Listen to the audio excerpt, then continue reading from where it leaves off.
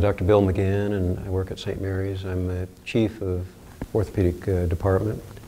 I've been here about 25 years and loving it. I do mostly large joint replacements like hip and knee replacement surgery.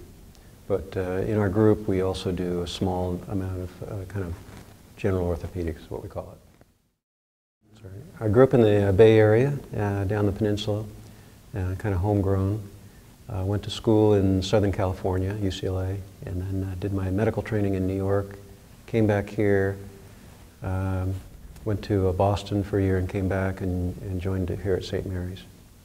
I think if I were to describe how we treat or how I treat a patient, it's somewhat individualized and somewhat personalized as well. I don't work out of a mill. We're high volume, but we try to give patients what they really need, and it really varies patient to patient. Some need a few minutes and others need a lot of time. So we try to be flexible in that respect. I think it's real important when you individualize with patients. In large part, we act as a patient advocate, meaning that the patient sometimes needs someone there to be on their side. We live in a very complex medical system. There's a legal system, and many times patients in their treatment have a hard time navigating through those systems. So I look at it, and I learned this really from my senior partner, Dr. Wynn, to be a patient advocate, to be there on their side when in doubt, giving the patient the benefit.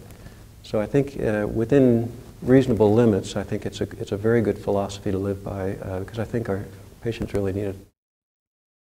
St. Mary's is a little bit unique. It offers an exceptional experience.